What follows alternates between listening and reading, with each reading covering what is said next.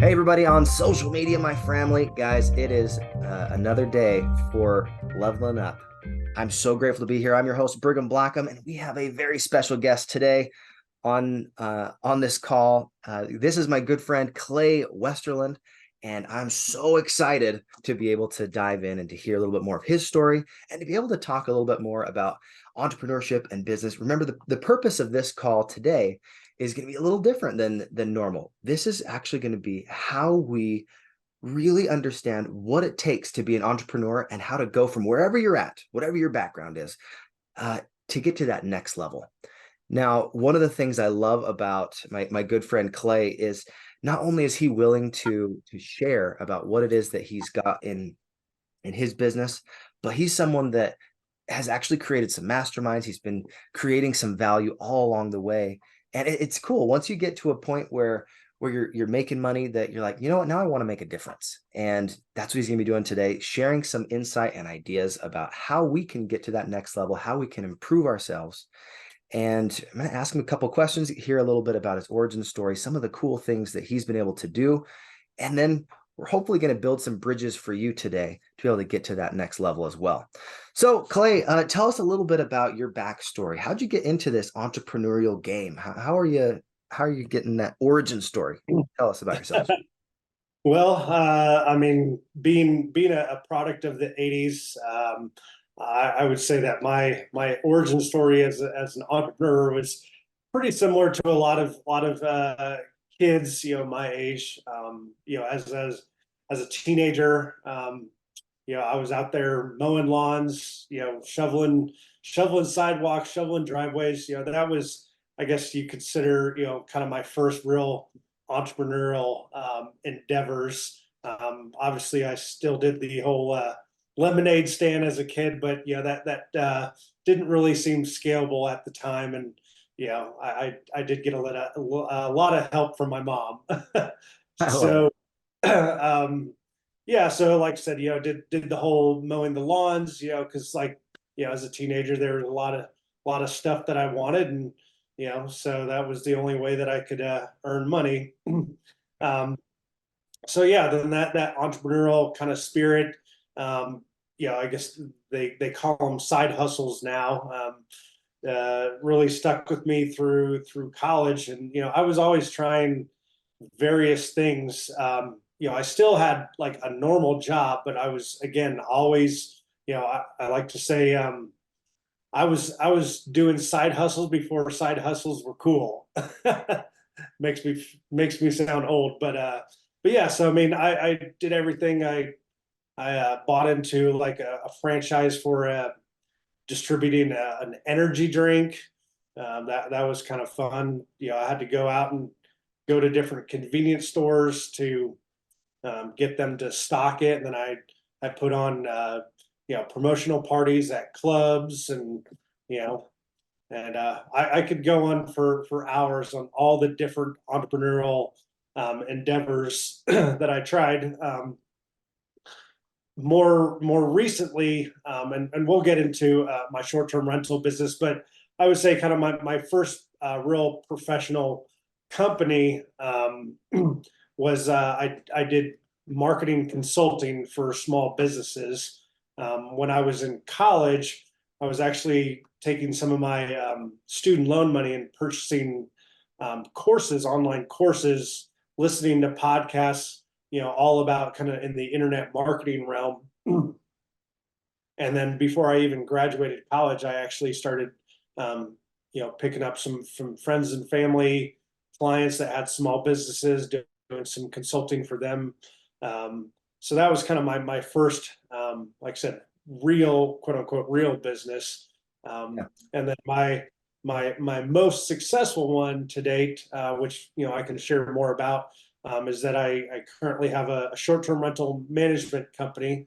And then, like you mentioned, now that that has done very well for myself, I did some reflection and said, okay, what do I really want to do in the world? Create my legacy, and so that I created a mastermind company with a good friend of mine. So we're just getting that rolled out here in 2024, but so yeah, that's kind of just me in a nutshell. I do have 23 years in the military as well. Did a couple tours over in Iraq. So, but yeah. So other than that, I can answer any other questions or. Yeah, no problem. So it sounds like not only have you had the experience of the lemonade stand, but you've gone and been able to progress in multiple ways with this desire to solve important problems. Mhm. And I think it's awesome that you're not just staying in one little lane saying, "Oh, I'm going to be a lemonade stand guy forever," but you took those ideas and you're like, "I can do better than this," and you just kept going to that next iteration of yourself. Yeah. Can you tell us about maybe one of the challenges that you had personally as you're kind of making this progression from where you were to where you are now that allowed you to really break through that glass ceiling? Because some people get stuck because of all of their internal turmoil saying, "Oh, I can't do this because of whatever the excuse is." So tell us, how Right. did you break through some of those self-limiting beliefs? Yeah. Um, yeah. I mean, really, I think everybody obviously has limiting beliefs, and there's been times that I doubted myself, but one of my strengths is really I have a lot of tenacity. So I'm just really, like when push comes to shove, it's just like, even though I might have that little voice in the back of my head, like, hey, you don't really know anything about this particular venture. Hey, you don't have, there's so many people more skilled than you. Um, you know, then the other voice in my head says, you know what? Other people have done it, and everybody had to start from scratch themselves. So if somebody can do it, I can do it. Yeah. Love it. So because you had an example or a model, you said, "You know what, I can mimic that. I can do this. If they can do it, I can do it." And because you have that model and you were willing to take the action necessary to make sure Yeah. that model was proven, you've been able to get some awesome results. Could you give us like an idea of maybe what what to expect when you're first starting out? So let's say you're a brand new entrepreneur, you want to start a business, but you're not quite sure how to. What is some good advice you could give a brand new person that wants to do it and they're going to hit some roadblocks that Yeah. you've experienced? Go ahead. So, I mean, not to sound cliche, but the phrase, the journey of a thousand miles always starts with one step. Yeah. So, you know, I don't have any big, profound, like, oh my gosh, light bulb, like that's gonna, be some revelatory piece of information that somebody needs to get started. Literally, it's as simple as it can be, is just get started. And, I didn't know everything. I still don't know everything when it comes to entrepreneurship. There's, but all I did was just look in front of myself and say, okay, what is the next step that I can take? And then every time I encountered, an obstacle, then it's like, okay, I looked at that obstacle and said, okay, do I need to go over it? Do I need to go around it? Do I need to go through it? And so I relied on my trusty friend Google, to you know help me with information on, like, okay, how do I, when it came to bookkeeping or taxes or different type of business entities, that I could form, and what's the different benefits between those. So again, it's just like, there's going to be so many different things along the way, and you just have to, tackle each domino at a time, and then they start to knock over each other. I love that. So instead of worrying about how to do every single thing that you need to in your business, you're like, what is the next domino I need to fall? Yep. And you do that just in time learning to make sure that you figure out what needs to happen. And if you don't know it, then you're like, well, I've got a great assistant named Google, or I have a great community I can go and tap into. And Yep. you get inquisitive and curious. How do I do X, Y, or Z? And a lot of times it's filling in the who, not necessarily even how, because how comes only after you've done something. Yeah. I think when you're willing to be, just like what you're saying, willing to be vulnerable and actually ask those questions, you're going to be able to get some answers. Might take a little while, but you absolutely can. So Yeah. I have another question for you.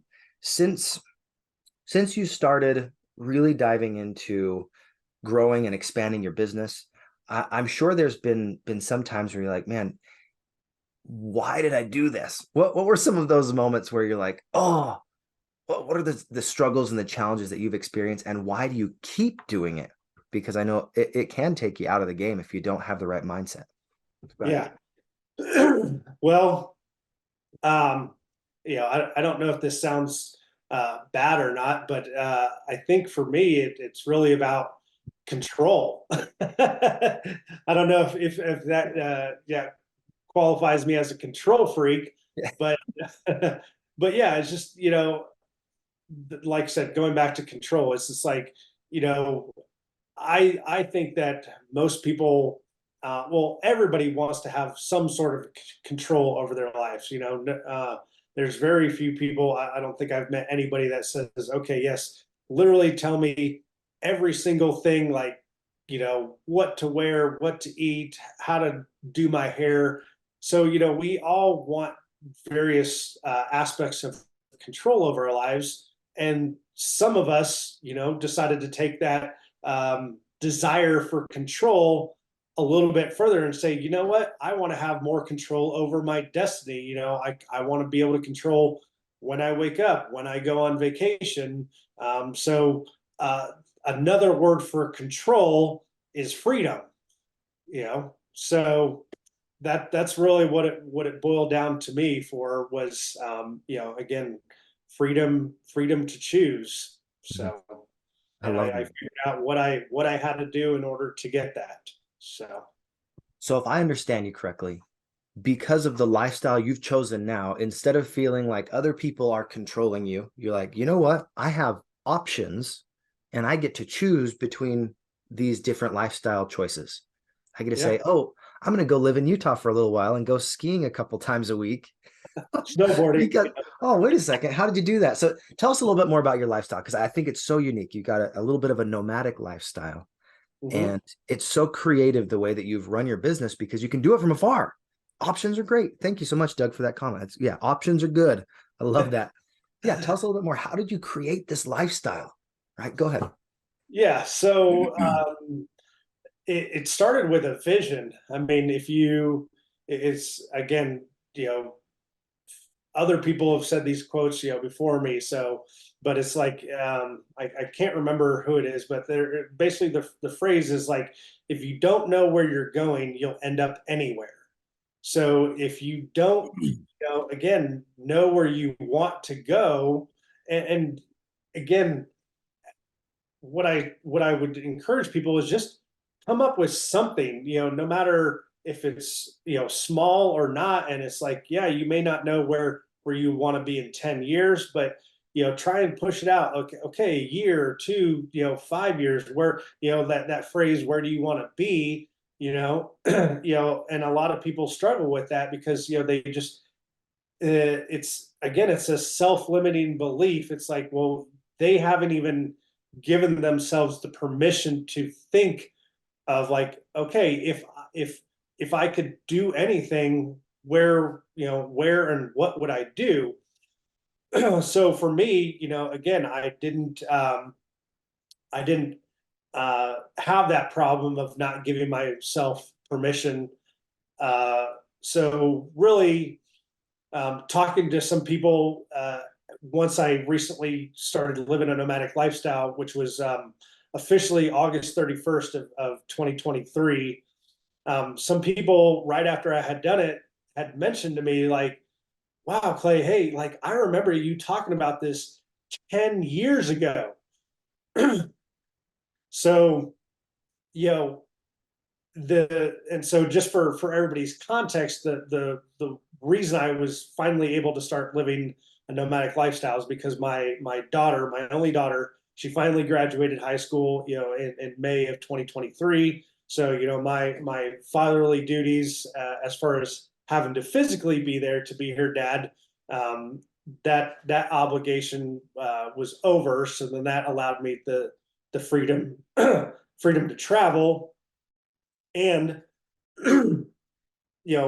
as far back as 10 years, I had that vision, I held that vision, and I, asked myself, okay, what needs to happen in order for me to do that? So I have to be intentional. It's like, okay, am I going to get a job doing something that is like, going to require me to really have a physical presence somewhere? So if that type of an opportunity presented itself to me, again, depending on my timeline, I would say no to it. Now in that 10 years, I had various, physical labor jobs, in college and stuff like that, obviously weren't location independence. But as that kind of timeline got closer, then I was very strategic with, okay, I know that I need to have something that is bringing in income that doesn't allow me to have to physically even trade my time for money, because it wasn't that I just wanted to live anywhere. I also wanted the freedom to do what I wanted during the day. I think that's really cool, because you said it was 10 years to fulfill this vision. Yeah. How many people get 3 feet from gold and give up? How many people do you know in this entrepreneurial game that they're like, you know what, this is what I want to accomplish, but they're not willing to put in the iterations and the action to be able to not only become proficient, but to become excellent at what you do. So tell me a little bit, how did you keep that vision in mind? How did you keep that alive day in and day out? Was it the community? Like, was it your systems? What was it that was helping you stay on track? It's one word. You want to know what that word is? Yeah, I want to know what that word is. I just asked you. Let's hear it. Called why power. Why power? Oh, so good. Why power? Okay, we So talked many, about this while we were eating this week. no better. So Yeah. good. So Over so Nova, many people, so many people have heard of the phrase willpower, and that really has, to me, a negative connotation. Like, hey, to me, the context that I have of willpower is that, okay, yeah, there's something that I have to do that I don't want to do, but I'm gonna will myself or force myself to do that thing. And yes, that those things may help you achieve your goals, and it's in pursuit of a bigger vision. But again, it's still, and call me crazy, whatever, it still, it just feels like it has a negative connotation. And maybe that's just because just throughout society that phrase is really used, again, in a lot of context of, hey, you have to do what you don't want to do, but you just got to do it. So again, but the phrase why power, to me, it's essentially the same thing when you look at like what actually needs to be done. But the reasoning behind it, or the mindset behind it, is like, okay, why am I doing this thing? Why do I need to do this thing that I may not want to do, or is difficult or whatever? And when the answer to that question, when you ask yourself, it's like, why? Well, oh yeah, why is because I want to do this thing. I have this vision, and I need to accomplish, I need to do this thing in order to get closer to realizing my vision. So again, it's why power. Yeah. Why power. And that's something that when we have those micro shifts in our mind, just from will to why power, you're creating a space that's positive. You're creating an opportunity for yourself to go to that next level. I think sometimes our motivation gets undercut by challenges and difficulties. I'm curious, because of this why power that you have, could you explain what is that why power like for you, maybe a little bit more specifically? Like what are the things that have helped you along your path to never give up? because you're on a trajectory that's so awesome. Yeah, go ahead. Yeah. I mean, like I said, it's just if your why is big enough, then there's no obstacle that can stop you. I mean, there's you know, and in the world of overcoming obstacles, my story is, by far not the most compelling. There's been so many people that have overcome way greater obstacles than myself. But yeah, I mean, like I said, kind of on a more specific, um, yeah, I mean, it's just like I keep that vision in front of me. So it's not just some like pie in the sky, it's just like it's kind of like the phrase like a goal without a plan is just a dream. Yeah.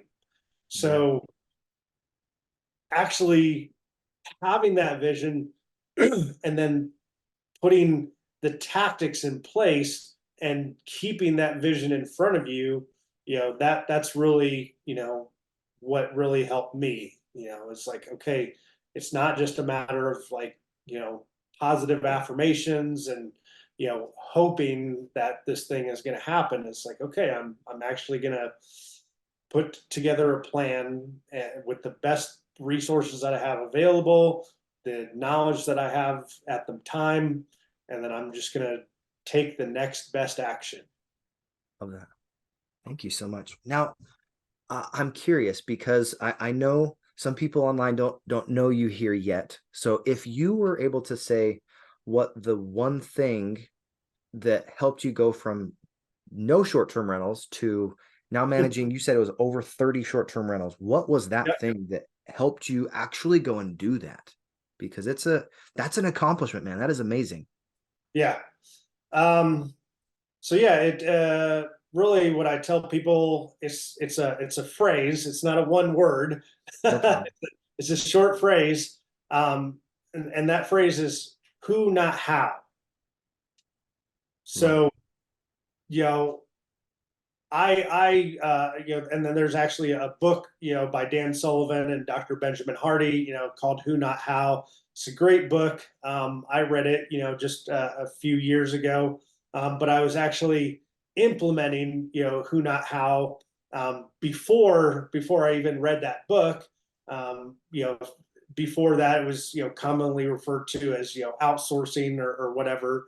So yeah, so that's kind of, I think what was the the determining factor between my success, because along my journey, I met a handful of other kind of small short-term rental operators that were at 2 or 3 properties, and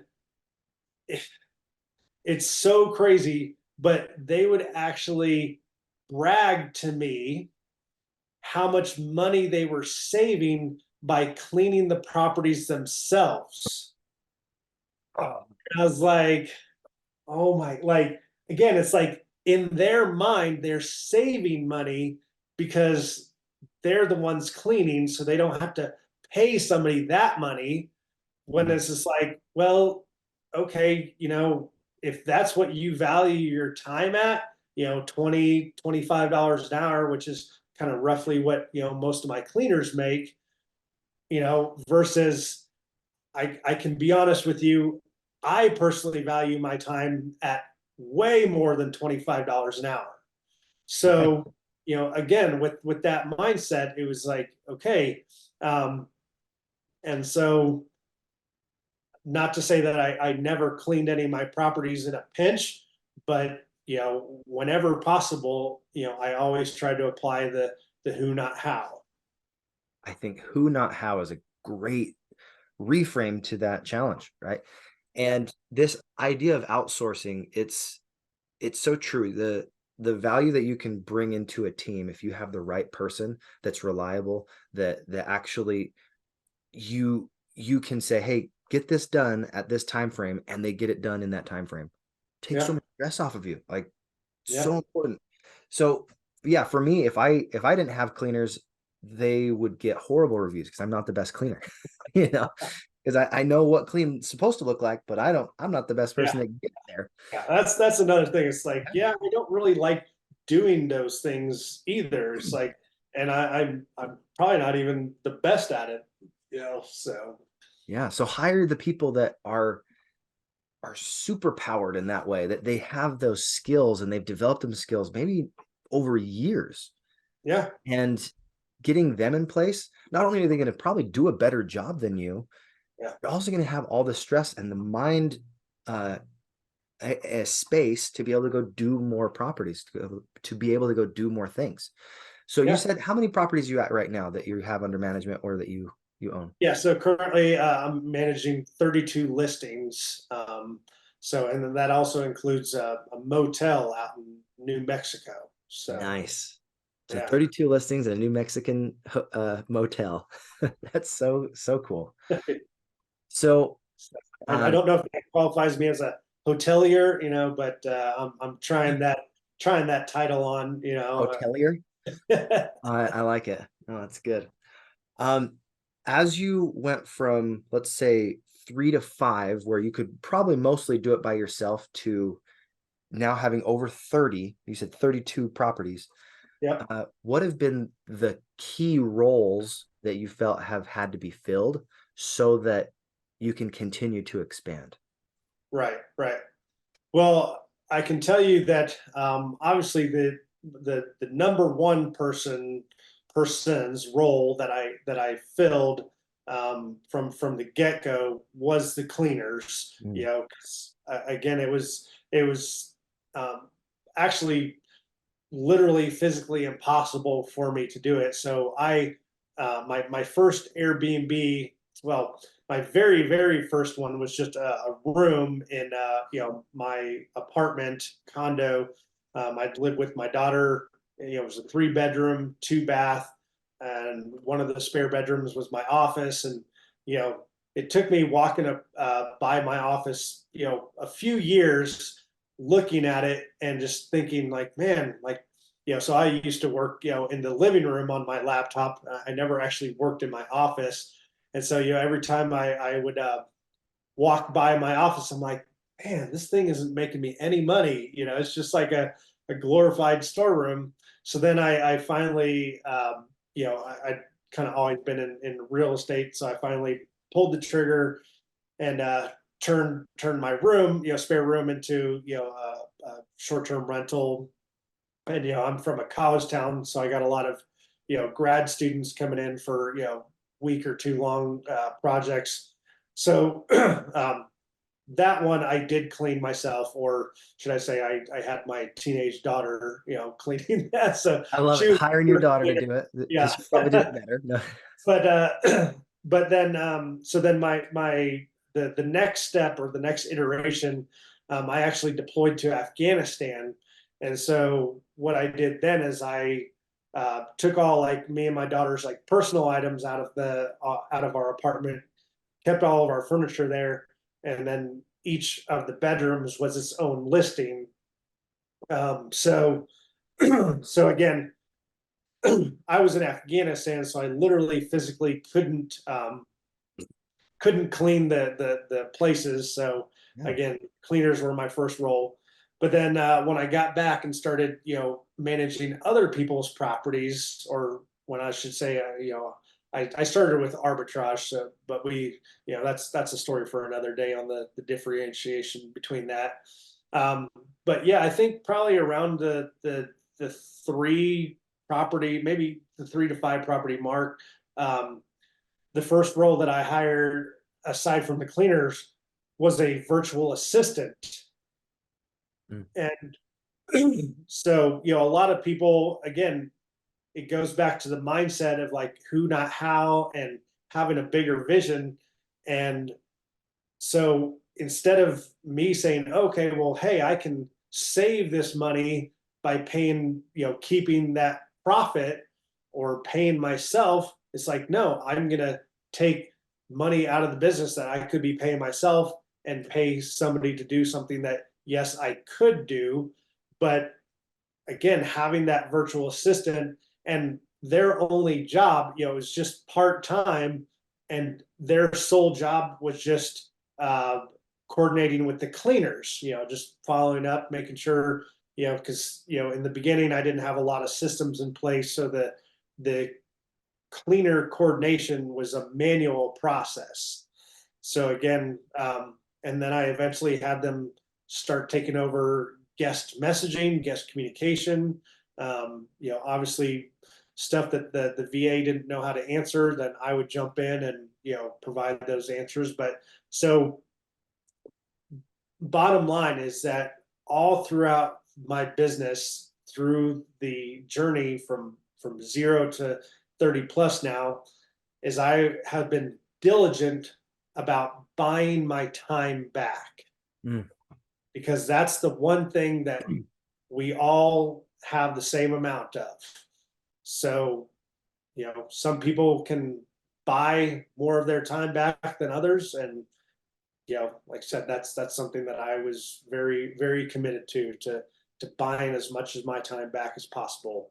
And I'm still not, at 0 hours a year in my business. So I still have some levels to go before I can 100% buy all of my time back for just that particular business.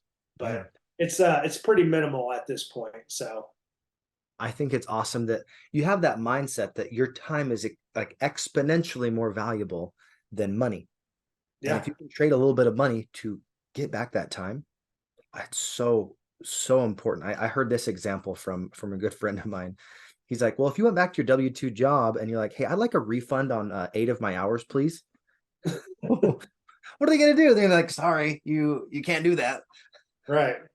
But a lot of times you look at the people that are living at the very highest level and they value their time the very most.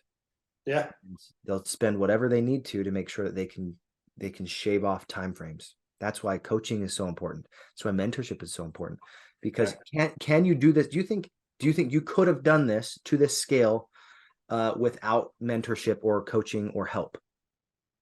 No. No way. How long do you think it would have taken you if you didn't have that mentorship? Because you probably still could have gotten there eventually. How long do you think it would have taken you? Well, I don't know. I don't know if I would even get there eventually, but I mean, I have so many great coaches and mentors. They've been in the form of books and podcasts and blog articles. Again, people who have achieved way bigger things than I have. And again, that they helped me with the mindset and again these different concepts. And so it was really just like, okay, I read this thing. Here's this concept.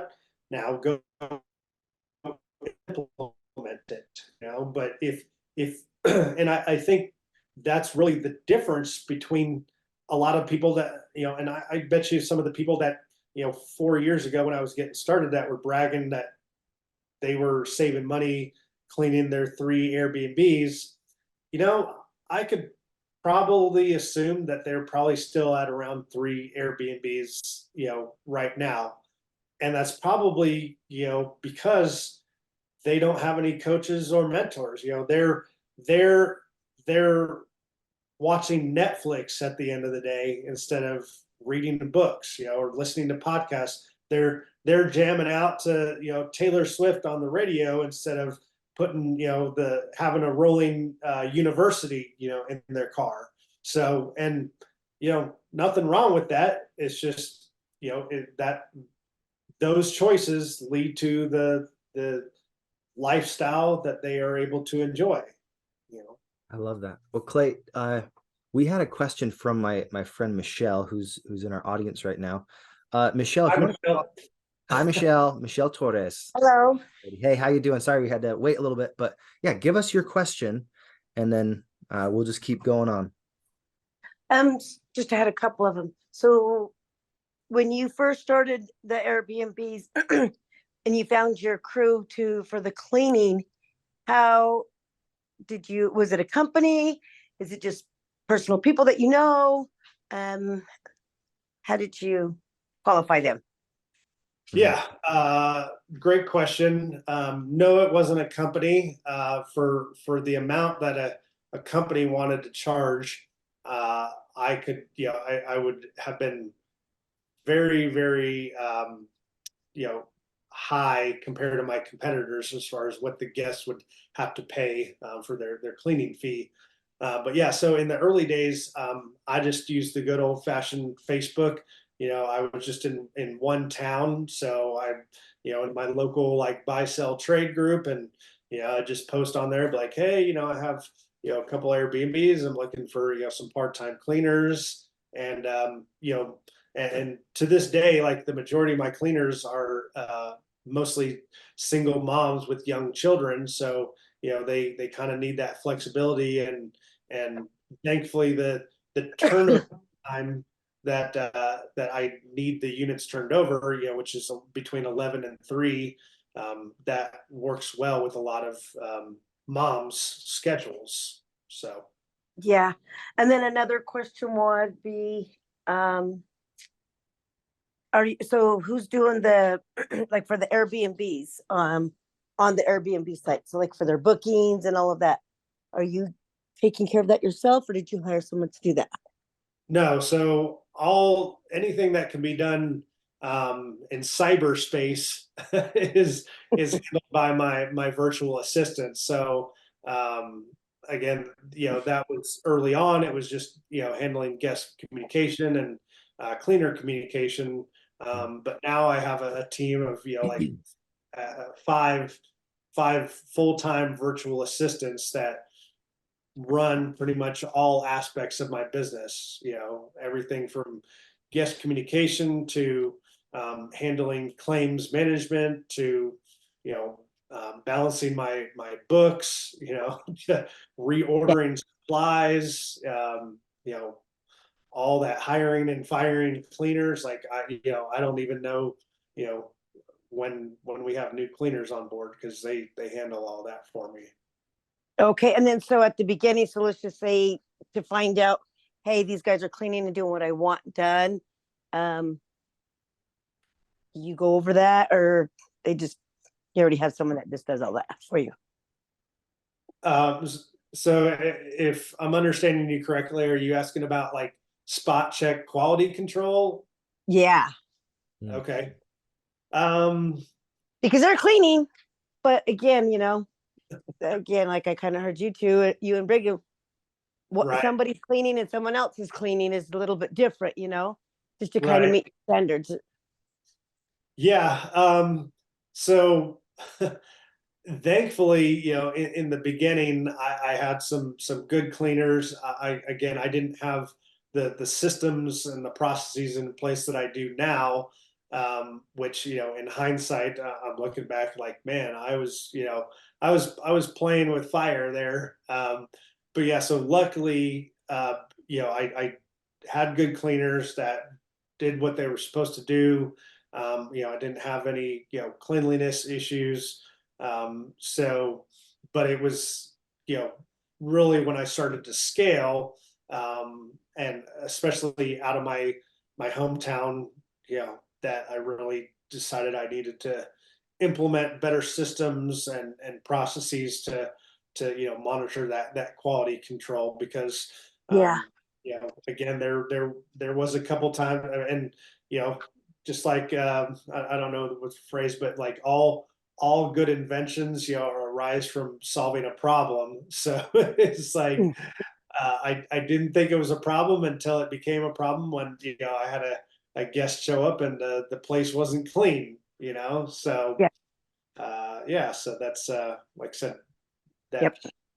it only had to happen once for me to be like, okay, and so that's also kind of how my mind works too, is when something happens that I don't want to have happen again, I don't just sit back and hope and pray that it won't happen again and just be like, okay, well, maybe that was just like a one-time thing, and let's just hope that doesn't happen again.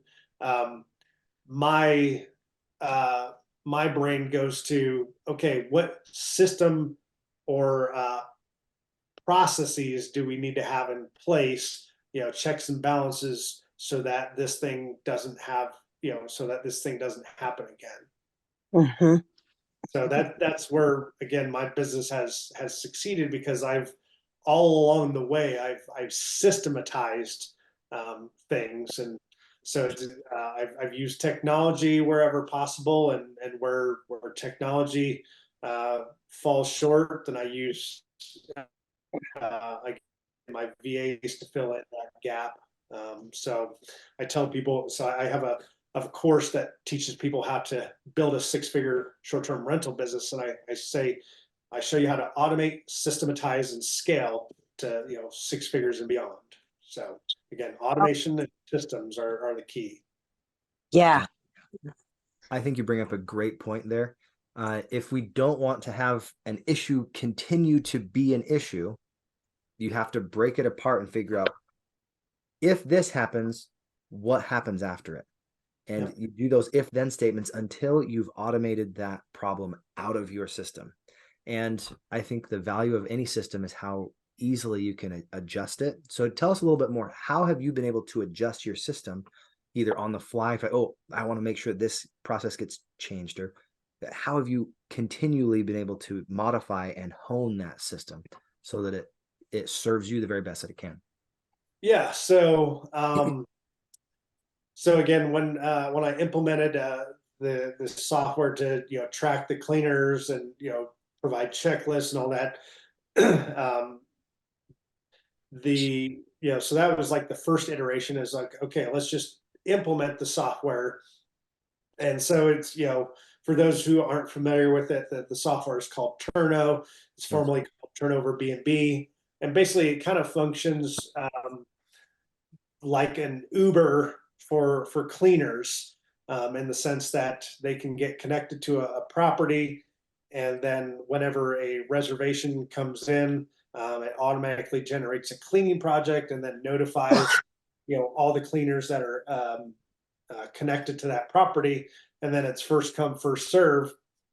Well, in the beginning, again, naively, I just assumed that, okay, because somebody had claimed that project, that they would be adults and be in charge of their own schedule, and make sure that they showed up when they were supposed to show up, and do what they were supposed to do. So again, keyword being naively, because again, with 20 something years in the military, that's just kind of again an assumption of mine, that people do what they're supposed to do. So again, going back to my previous comment about had a guest show up to a property that wasn't cleaned, that's when I realized, like, okay, wow, just because a cleaner accepts these projects doesn't necessarily mean that they're going to show up. And if my team isn't monitoring this, then then that has the potential for a problem. So what I did was like, okay, well, the technology doesn't really have an ability for me to kind of like double check, or have the cleaner communicate to me like, yes, I'm going to be there, I'm going to be a responsible adult, all that stuff. So I was like, okay, so the technology can't do what I need it to do, so I need to put a human element in there. So the human element, again, was my virtual assistants. And so now what they do is at 8 o'clock in the morning, they are texting the cleaner that is assigned to that cleaning project. And they're, as part of their message, it says, hey, we see that you have claimed a cleaning project for today. That's great. Please confirm within the next hour and a half that you still are planning on arriving and cleaning that property. And again, in that text message, it also tells them like, hey, if we don't hear back from you, we will start looking for other cleaners and you will be removed from the project. So again, that avoided a lot of issues. But then again, another time where a cleaner had said, yep, I'll be there. Well, between 8 a.m. and 11 a.m., stuff can still happen in life, whatever. So again, even though we had a cleaner confirm via text in the morning, they didn't end up showing up, and my team wasn't monitoring that.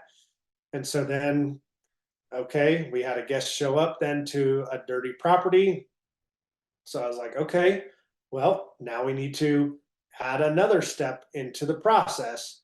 And so now the second step of that process is that my team checks, they literally log on to Turno and they look at the status, because Turno will tell you, like, okay, if the cleaner has marked started. So at 11:30, my team is again, part of their daily task is to log in and see if all the projects have been started by the cleaners, because it's a fine line. Like, we don't want to like be sending 10 text messages to a cleaner like, okay, it's I know you said you were coming at when we text you at 8.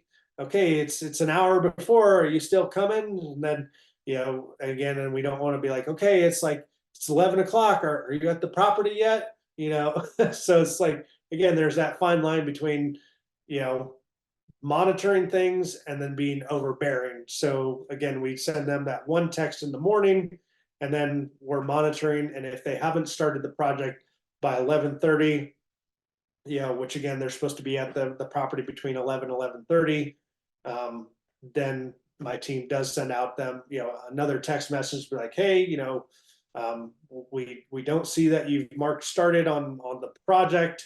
So please let us know, like, what's going on. They may be a new cleaner and kind of unfamiliar with the app. So then we just coach them through that, like, hey, just make sure you mark started and all that stuff. So I had one more last question. So this has happened a couple of times. So I had a guest that was there. Okay. Her checkout time was 10. She's like, well, I'm not checking out. My kids are sick and we're not leaving yet. I'm like, well, my cleaners are outside to go in to clean. I've got someone checking in at 3. She did not want to leave. Right. And it wasn't until like almost 11, and that had to push out the guests that were coming in at 3 o'clock about an hour. Yeah. And she ended up breaking a few things in the house, the guest, but yeah. Yeah. But it was a little, I don't know, how would you handle that situation? Yeah. I mean, at the a bad review after that. What's that? Then I got a bad review after that. Oh, from which, the guest that wouldn't leave or the guest that arrived? The one that wouldn't leave. Okay. Yeah, I mean, that can hurt you after a couple of them. Yeah. So trust me, I'm in a couple different Facebook groups for super hosts, and I see the horror stories every day, and it's not a perfect model. We are dealing with human beings, and as much as we would like to be able to control things or have people do what they're supposed to do when they're supposed to do it, again, they're people, and also life isn't fair. So thankfully Airbnb does have a few kind of checks and balances, or processes or policies in place that you can dispute, like a retaliatory review. That's kind of tricky. I get them removed occasionally, but unless they're very blatant, sometimes it is hard. So yeah, in situations like that, it sucks. Kind of, if you look at it from the positive side, at least you didn't get two bad reviews, one from the from the outgoing guest and then one from the incoming guest, be like, oh my God, I couldn't get into the property at my check-in time.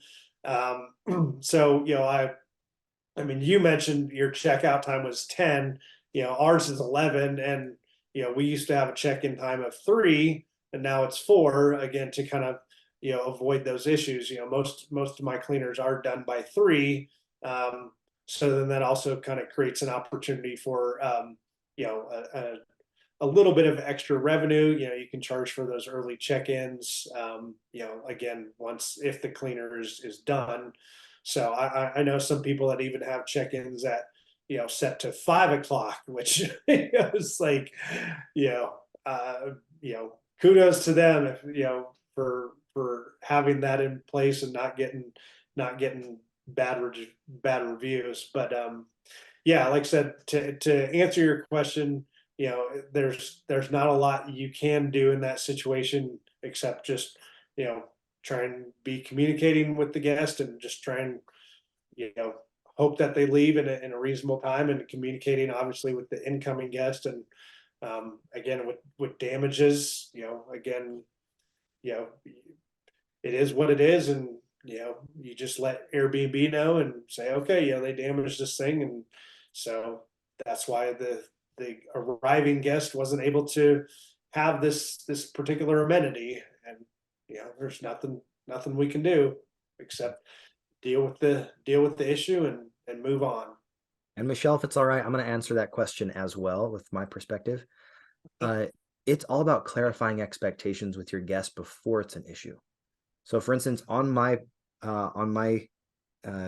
short-term rentals, every single one, I have a picture that shows approved early checkout or approved late checkout and unapproved late checkout. If you have an unapproved late checkout fee, then you can actually charge the guest. And a lot of times people are more motivated by not paying an extra $100 per half an hour than just saying, hey, I'll call the police and you'll have to be, escorted from the property if you have overstayed your welcome. Because they're also technically breaking house rules if you're like, this is our checkout time. Yeah. And you stayed over. I mean, be human. You got 15, 20 minutes, not a big deal. But if it's an hour, that can totally shift the and sick kids, like, there, yeah. I get it, but I don't know. It's hard. It's hard, and like you learn from the hardship of it.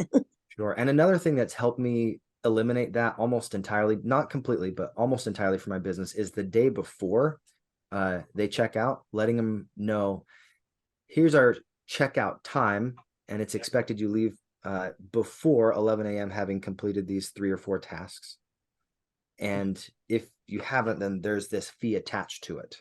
If you want an approved late checkout, then you need to get that approved today, not tomorrow. That's been something that's helped exponentially in my business, because you're setting the expectation. If you do overstay your welcome, that's fine. You just pay an extra $100 per half an hour. And then I didn't know they had that option in there. And what was that? I didn't know that there was an option in there that we could choose that. It's not an option. It's just you put it as part of your house rules. Mm-hmm. Oh, got you. Okay. You can put whatever you can say. Hey, you need to, wear a pink tutu while you're in my property. It's like, if that's in your house rules, then technically it's your property. So that's kind of one thing that Airbnb can't dispute, can't fight you on, because again, it is your property, whether it's arbitrage or not. Is that your house rules are your house rules. So like for me specifically, also again, some situations that I eventually encountered was guests in the morning of their checkout then deciding to extend their stay. So the cleaners already kind of plan their day out. They already claimed the cleaning project. So I implemented a rule and I communicated to the guests as well. I say, okay, if you need to extend your reservation, please do it before 5 p.m. the day before your checkout. If you don't, then you will be charged half of the cleaning fee. So then we send that fee to the cleaners, because basically it's disrupting their schedule, so it's like, okay, again, even as late as 10:30, the guest can still technically extend their reservation, and the cleaner might already be on their way. And so again, we're like, it's we don't think that that's such an unfair, or unreasonable to charge the guest half of the cleaning fee if they again disrupt our cleaner schedule. Yeah. Love it. That's really a great way to frame, here's how you do business with us, rather than letting the guest be the one that dictates those things.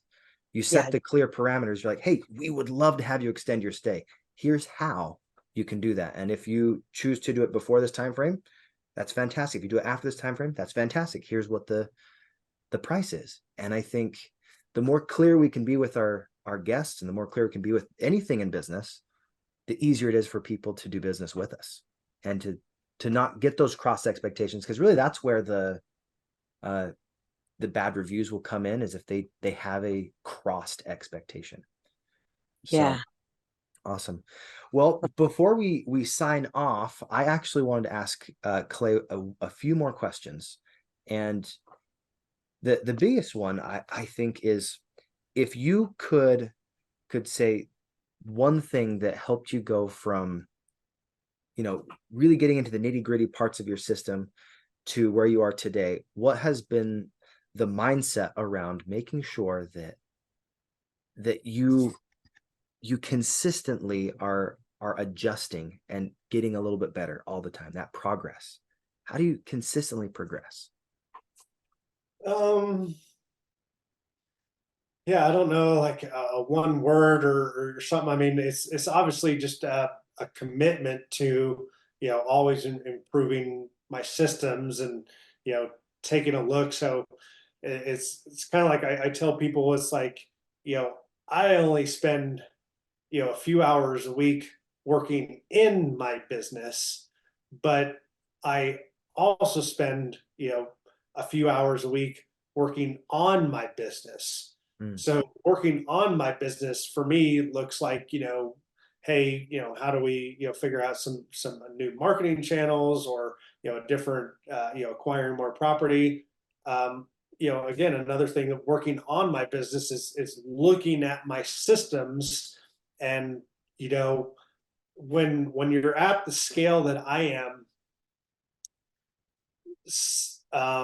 and again, I have, like 5 VAs that are running things. There's things that happen that if I wasn't like checking on them, then I wouldn't even realize, like, oh, I would never have even thought that that was a problem, or that this happened. And my team, they're just, they're great people. So they just, roll with it, and they solve the issue on their own. But it's kind of the difference in the mindset. Like they just want to solve the problem and just deal with it and handle it. Whereas with me, when I see, again, what I said earlier is like, when I see something happen that isn't supposed to happen, then I want to look and figure out, how do I put a system or another process or a checks and balance in place. Whereas my team isn't like, they're not coming to me with stuff like that. Like, hey, this thing happened. And here's what we recommend, a process that we put in place. I would love it if they did come to me with stuff like that, but it's like, I'm grateful that they do their role, and they do the tasks that are outlined for them. So that that obligation falls on me to then just kind of be what I call spot checking. Is just jumping in, looking at communication with cleaners, looking at communication with guests, and just seeing if something out of the ordinary, pops up, that like, oh wow, I never would have thought that this situation would have happened. But now that it did, maybe I should put something in place so that it doesn't happen again, or to try and minimize it as much as possible. I love that. And that's something that takes energy and effort consistently, because there will be kinks in your business. They might not even known that they were there until you have that experience 2 or maybe even 3 times. Hopefully you can notice it the first time, but I know for me in my business, it's been, oh man, this has happened 2 or 3 times. How can I prevent that from ever happening again? So the perfect thing that I'm kind of on my plate for this week, with this hotel that I recently started managing. We recently turned on the channel booking.com, which has, horror stories galore. Yes, it does. I definitely don't recommend it for just a normal short-term rental, but for a hotel, it definitely makes sense. Well, I don't know all the, ins and outs of booking.com, and we were sending guest messages, and some guests were like arriving to the property. So we have contactless check-in at this motel. Some guests were showing up expecting kind of to check in like a normal hotel. They weren't reading their emails, that had all their check-in. I'm not even 100% sure that they are even getting like our communication via email. Again, not 100% sure on booking.com and whether it's, you get the messages. Obviously you get the messages on their platform, but we also assume that, they would be forwarded as emails. And again, so now, what we're implementing a process is, my team is gonna text that guest, their room number and their, access code. But that's just an interim thing. Again, my brain says, okay, how can we get technology? So I'm actually going to look into a multi-step process. One of the tools out there is called Zapier, and it's basically a software that can connect 2 different types of softwares that won't natively talk to each other. So I'm looking into implementing a technological solution that will automatically send that information that they should be seeing in their email, have it automatically sent. Because again, when you're dealing with scale, this particular motel is 10 units. I don't want my team to accidentally miss a reservation and accidentally miss sending that information, and then have a guest show up and, there'd be a bunch of confusion. Because again, my team is, they're human, they do make mistakes. So again, try and use technology whenever possible. So I think that's awesome. Yeah, I've had my VA team physically call the booking.com people, because they almost never get the emails and they almost never get the text to their platform. So right. That's just one of the challenges with using that platform. It does bring some good business, but it definitely is a challenge. So I love it. Well, Clay, thank you so much for your insights. The person that you've become is just amazing, man. And I'm so excited to see where you're going next. And if I can ask you one last question, what is it that you feel you're working toward that maybe could be some advice for other people as well? But what is your vision moving forward? Yeah. So like I said before, my short-term rental business, that pays the bills. It, gives me the lifestyle that I want. But at the end of the day, it's not fulfilling. It doesn't serve a purpose other than, providing, shelter for travelers.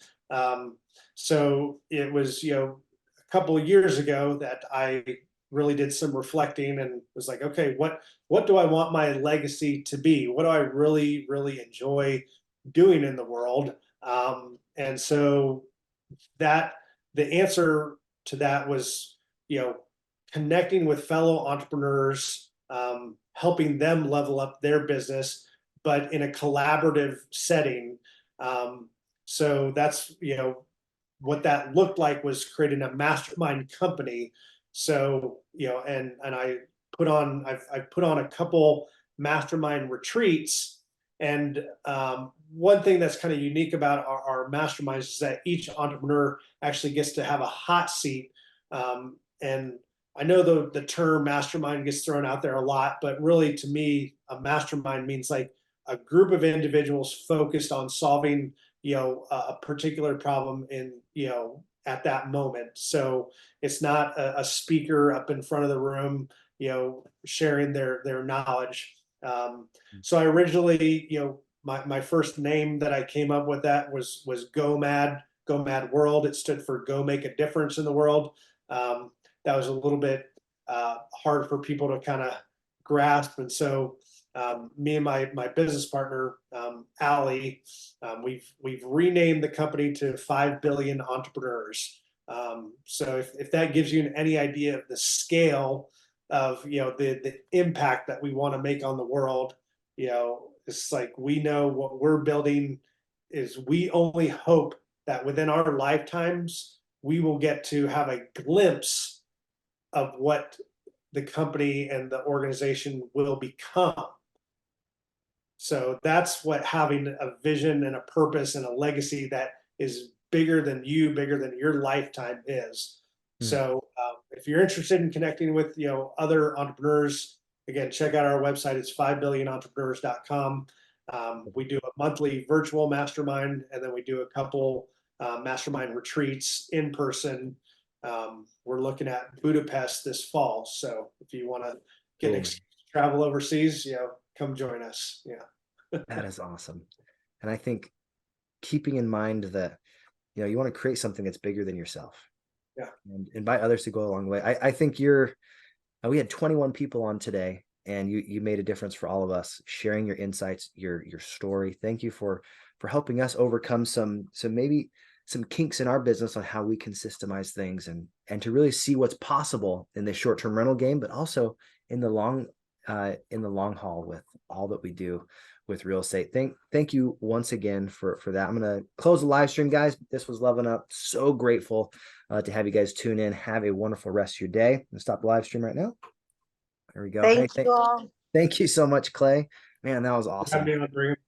Great work. Really fun to chat with you. And yeah, I think that you showed some really great insights, man. Thank you. Bye-bye. Yeah. Now, all the rest of you guys that are still on, if you have any questions, feel free to ask. But I asked Clay to only be here for an hour, so I mean, if you have to go, I totally understand. Not a problem at all. Live stream's over. But, you can stay on for another 10 or 15 more minutes. Yeah, guys, do you have any specific questions that you think Clay would be able to answer for you, or that we could help you out with? Yes, I do. This is Gilda. Hi, Clay. How are you doing? Pretty good. Yeah, that's great. Well, yeah, congratulations with those, 32. That's awesome. And couple of questions. And I know I was listening with the problem with, the person that came out, and about the existing client didn't want to leave. And so, I mean, I know you have 32. Did you even have one that happens? And like, if they don't really leave and you have somebody, it's not a problem so much if nobody's checking in, but like what C was saying, one was checking in, so that really created situation there. Right. So that's because you obviously you deal with a lot of clients now because you have a lot of units. And I know I'm not sure, did it even happen to you personally, and what would be the worst case scenario of it if the person doesn't leave and the other one couldn't check in? So are you going to help, that person find an accommodation somewhere, or what would it be like? I mean, would you even offer, to, have a cancellation, like maybe they say, oh, this other person, won't leave and all that, and it's not gonna look good. And so that person obviously needs to find a place, and if you don't have anything vacant, so how do you deal with that? And Yeah. another, Yeah. I mean, kind of like I talked earlier, yeah, situations like this do come up. I have had a few instances, where the guest doesn't want to leave. I've had guests argue with us, like, no, my checkout is actually tomorrow. It's like having to send them screenshots, like literally look like, this is like it's black and white. Here's your checkout. We had some guests that they were criminals, and we literally had to call the police because they weren't checking out, they weren't communicating with us, and they ended up getting arrested because like they had warrants and stuff. And then again, the place was a complete mess. But so, and we did have a same day check-in, but thankfully, in the rare occasions that Airbnb is helpful for you, is we explained the whole situation, and they canceled the upcoming reservation. They moved them to a different accommodation. We still got paid for that reservation, because then we were able to show like pictures of the place, in complete disarray, and all that stuff. So yeah, it's you just kind of have to take every situation, on its own, on a case by case basis, and just know what the resources you have with the platform. So if you're just like, oh well, I don't know, just I guess cancel your reservation, and instead of like going through Airbnb and That I was looking for. keeping them in the loop. Yeah, that was the answer that I was looking for. Yep, glad I could help. Airbnb actually helped you with that. So thank you so much. And my other question is, you mentioned you have 5 virtual assistants, and where do you find those virtual assistants, or how do you even vet them? I mean, are you requiring like experience with being in a short-term rentals, or are you training them themselves, or what's your process when it comes to that? And Yeah. and So okay, go ahead. Did you have and some then other? yes, and also you mentioned with the automation that you're using. I know you mentioned one platform, and so what are the platform that you're using, or like the software that you are using to make this as seamless as possible process with you know with the whole business operations. Yeah. So to answer your first question, with the VAs, so again, I've been in, I've had my short-term rental business for over 4 years now, and that has been a journey, a process, a learning experience all in of itself. I've gone through many virtual assistants. Again, at first I didn't have any vetting process, and then I had implemented a vetting process. But there's sites out there called Upwork. That's where I've found a lot of my VAs. And yeah, like that is a big barrier for a lot of people. Is even if you go on there and create an account and post a job, you're going to get 500 applicants. So I haven't really like kind of dove in and like done a real time like train of thought when I'm looking at applicants, like, okay, this is what I'm seeing here, this is what I'm seeing here. But that's kind of what I did in the beginning. And then that process got refined over the years, where I would have them answer some questions, and then I depend on their, well, let me back up. Some of the vetting that I implemented was also like in the job description. A little trick that you can do is like at the very end have something like hey, if you're interested in this job, like comment blue, like in, whatever. So that in itself, because you can get like 100 people replying, and again, if you have that little Easter egg requirement in that description, and you only have, out of 100 people that apply, only 10 people message you with that word blue, then like, okay, that helps filter it down, because like you're like, okay, these people actually read the entire job description all the way through. They didn't just see the job title and then hit apply. So then that can help filter it down. And then then you just kind of have to look at each individual profile, and kind of evaluate, look at their experience. I believe Upwork has a rating system too, where you can rate VAs. You can show, they can show how much money they've earned over the past X amount of years.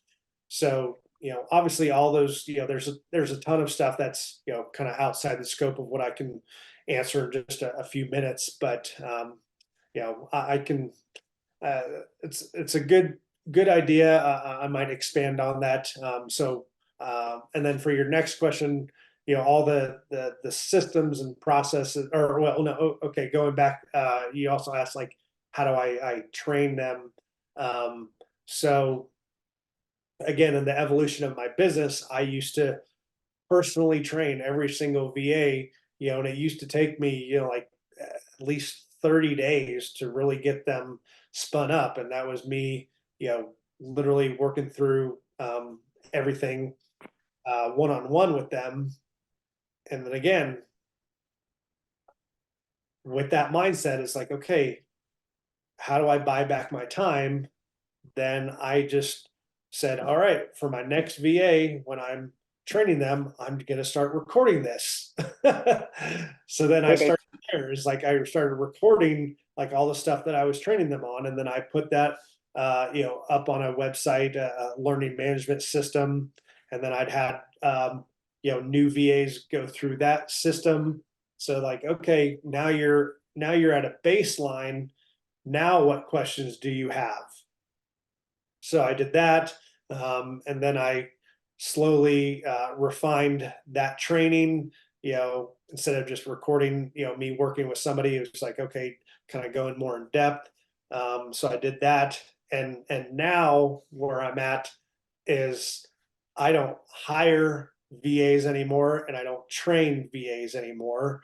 I have a VA agency, and again, I've gone through a couple of them, because I have very high standards. And so it's like, if they aren't up for the task, then I can, find that out usually within a couple of months. So I've been with my current agency for a little over 6 months now. So not only do I have an agency that is finding, vetting, and hiring other VAs as I need them, but I also now have a senior VA on my team that has been with me and really rose up and excelled at everything. And so then we promoted, or I promoted him, and now he trains all the other incoming VAs. So on top of that, but again, he before they even go to him, they have to go through all the training. So but yeah, Are you? Oh, go ahead. and then for all like the tools and stuff, I mean, I use a project management software called ClickUp. I use OpenPhone. I use Remote Lock. I use Hospitable. I use Google Sheets. I use Turno. So I cover all this more in depth. Like I mentioned earlier, I did create a course. My website is buildabnbbiz.com /start. If you don't have any Airbnbs, or /grow, if you have at least one and you kind of want to grow from that 1 to 10. So I cover kind of all my tools and how I have them all configured, and you literally get to see behind the scenes of all that. So, and that also comes with a monthly group coaching call. So build a BNB biz with a z.com/start or /grow. If you really want to get more in depth on some training on that. Oh, okay. So you'll be able to just go to that and watch something there. That will show you like how you can get involved with the course. Oh, I see. Build a bnbbiz.com. Okay. Clay, I put that in the chat. Is that spelled correctly? Yep. Build a bnbbiz.com /start or /grow. Oh, and start. Okay. Sweet. Well, I think that's awesome. Yeah. So You yeah, said you there's like 3 different resources that I hadn't ever used. One was a manager, a project manager. Like I've dabbled in Asana, but most of the time I just utilize like a Google sheet and a Google document that I've attached a lot of hyperlinks and videos to. What would you say is the thing that is most useful with your project management tool? I can't remember what you said it was called. ClickUp. ClickUp. I'm gonna write that. Yep. It's a very, very, very powerful, again, task management, project management, software platform that I actually was introduced to it when I was working a corporate job as a marketing strategist for a marketing company out in Kansas City, and I used various project management softwares, in my career. But like when I started learning and using ClickUp, I was like, wow, it's very, very powerful, and again, it's used by many thousands of different companies. So it's very customizable, and I use it also in our mastermind company too, how we organize and communicate and track things. So cool. So you have to go get it individually, Clay, right? Because I have ClickUp, OpenPhone, Hospitable, the Torno as your, basically your the project manager, right? So yeah, did I miss any? Was there another one? Remote Lock is what I use for managing the unique codes to be generated for the guests. Okay. Cool. So, but again, all of them, you have to go individually. You can't just go to like one company and they'll have all this. Nope. Okay. They're all individual softwares, It's kind of like if you want a Facebook account, you got to go to Facebook. If you want a Google account, you got to go to Google. Yeah. Yeah. How much, approximately are you paying for your virtual assistants? I mean, I've seen like talk to people with completely like, a big range. So in your operation, how much are you, paying? Are you paying per hour, per month, or how are you paying them? Yeah, so I pay a flat rate to the agency. I won't go into depth by exact, because I have worked out a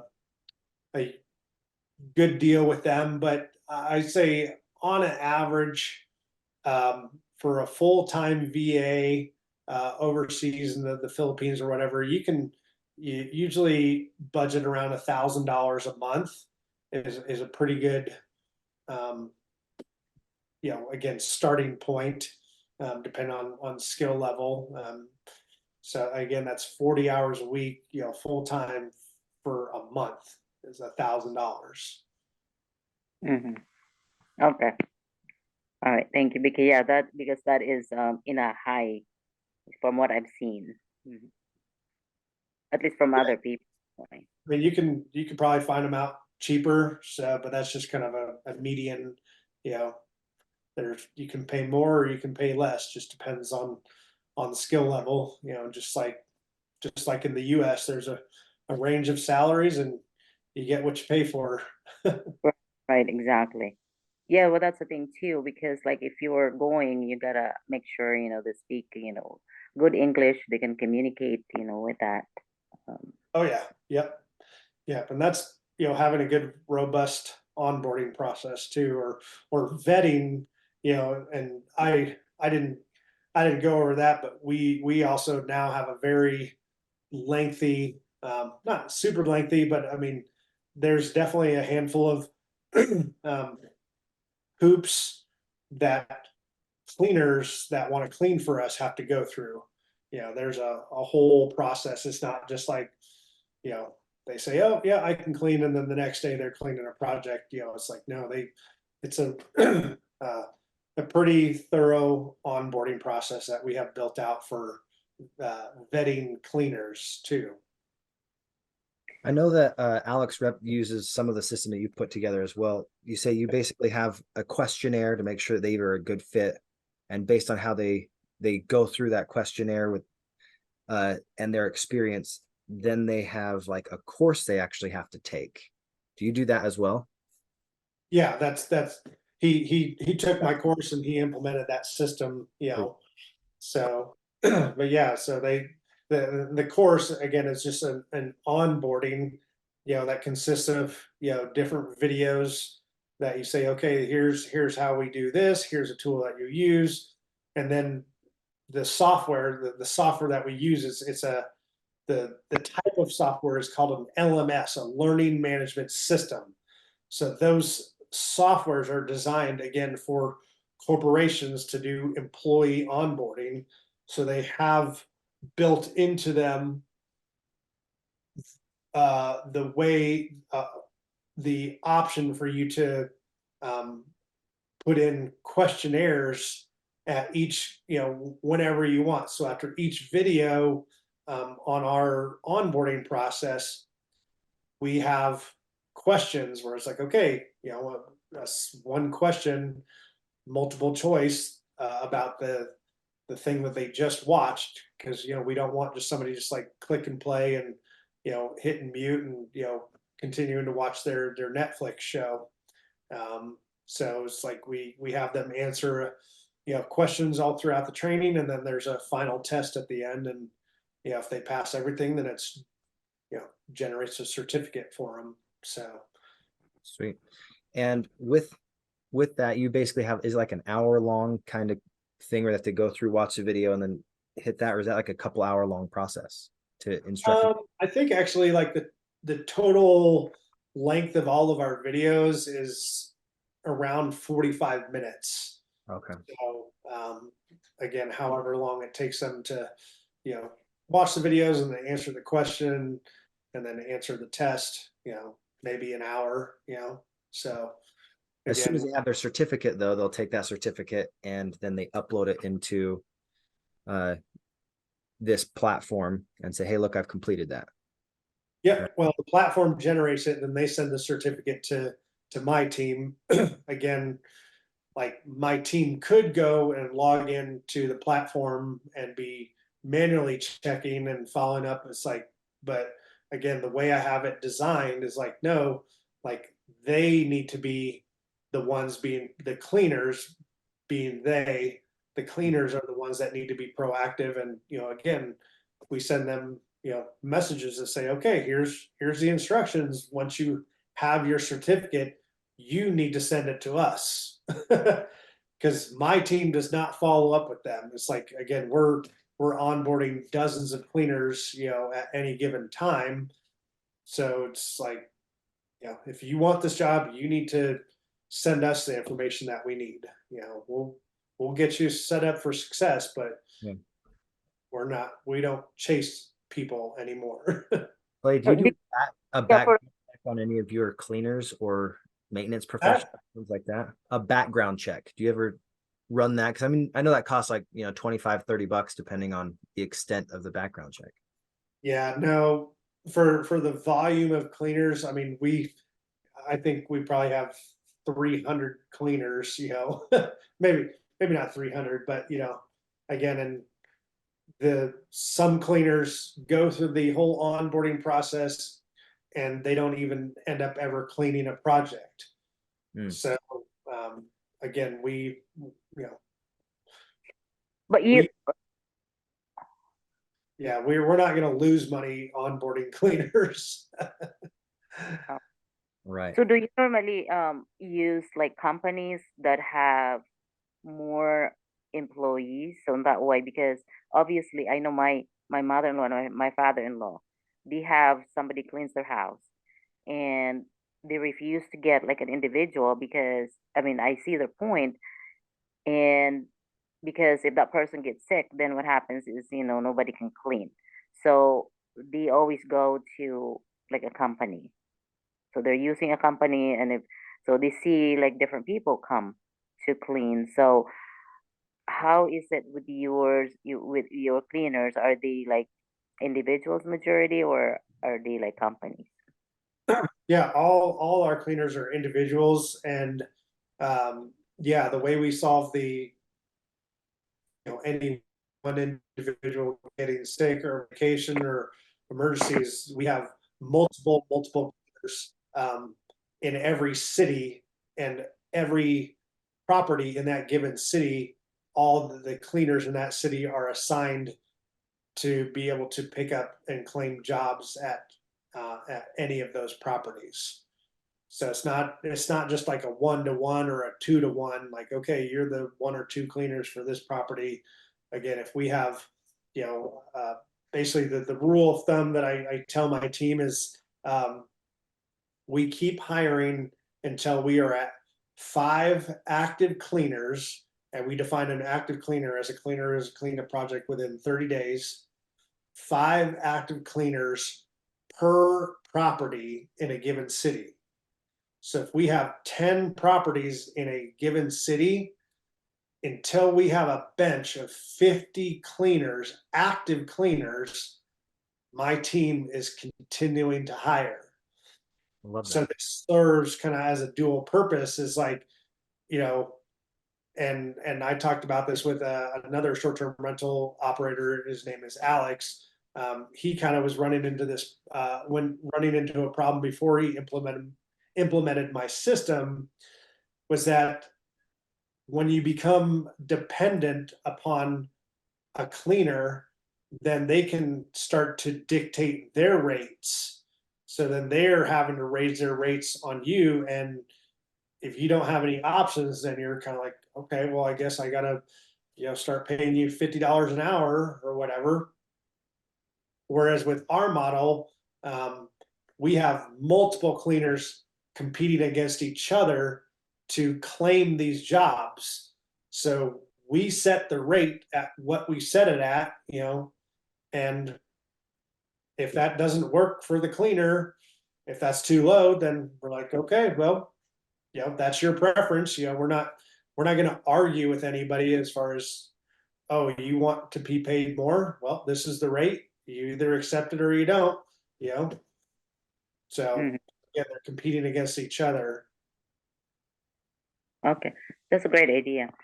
And so you always have a lot of people for that. Yeah, because I know it's that's pretty much like the cleaners can really make or break your your short-term rental business, because that is just so important. I know you're talking about Alex, Rep Show. Yep.